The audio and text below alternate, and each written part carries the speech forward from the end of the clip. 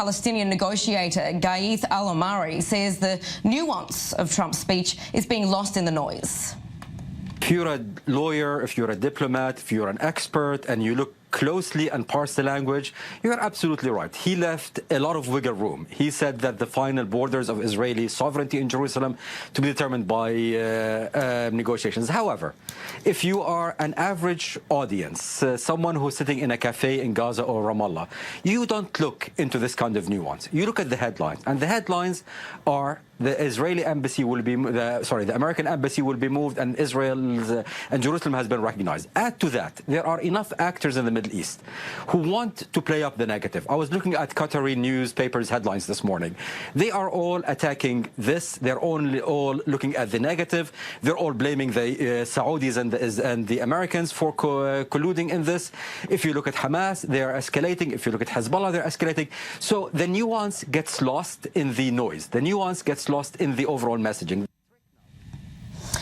Once again, we return to our panel. Mohammed, the first question directed to you. Mr. Al-Omari said if you're a diplomat or a lawyer, then you can understand that there's more to it than meets the eye. But if you're the average citizen in Ramallah, the nuance gets lost in the noise. They just see this as a handout to Israel, and that Arab leaders around the world are escalating this issue. What do you say to that? Do you agree with him? They have no other choice. I mean, they're not left with any other choice.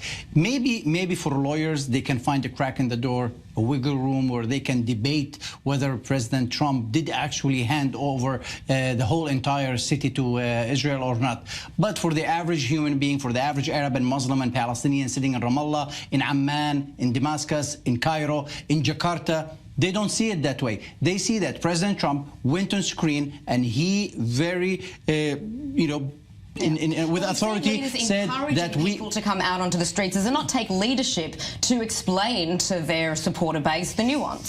First of all, the Arab leaders are not encouraging people to go out to the streets. The Arab population and the Muslim population will go out regardless of what the Arab leaders will tell them. We see that the Arab leaders are somewhat worried that another Arab Spring may take place because of their lack of a reaction to President Trump. We are talking about Jerusalem here. We're not talking about just another conflict. But let me just mention something to you. For the first time in many years, if not even for the first time, we see that in Jordan, the king himself on Twitter supporting the demonstration that went out on Friday. He applauded the demonstrators for the way they held themselves on Friday, but he said that they had a reason. The Jordanian government have been very vocal in its criticism of this decision. But that's not only in Jordan, that's around the Arab and Muslim world, because you're talking about Jerusalem. This is not just any other city. It's the third holiest city for Muslims. All right, Mike, what do you say to that? You mentioned the word nuance. Who is the last person on earth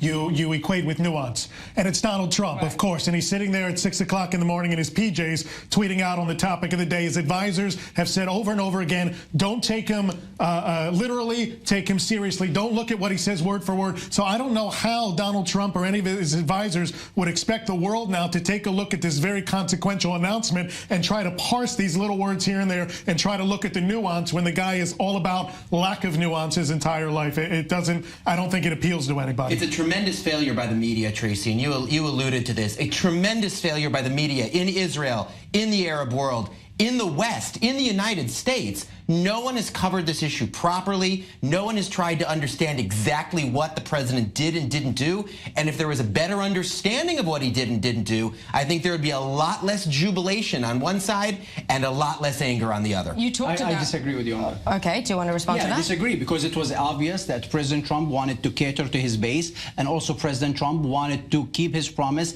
and wanted to appeal and appease Israel. And again, why make this announcement if it's an announcement of it's a sum zero gain? If there is no gain by it, why even make it? Why complicate matters more than it's already complicated? What is there to gain then? What was there to gain was in domestic politics. In some sense, frankly, I think he wanted to fool people. I mean, maybe he'll come in Monday morning and sign an executive order that actually would really root this in American approach to international law. And there, by the way, might be some legal issues with that for international law in general.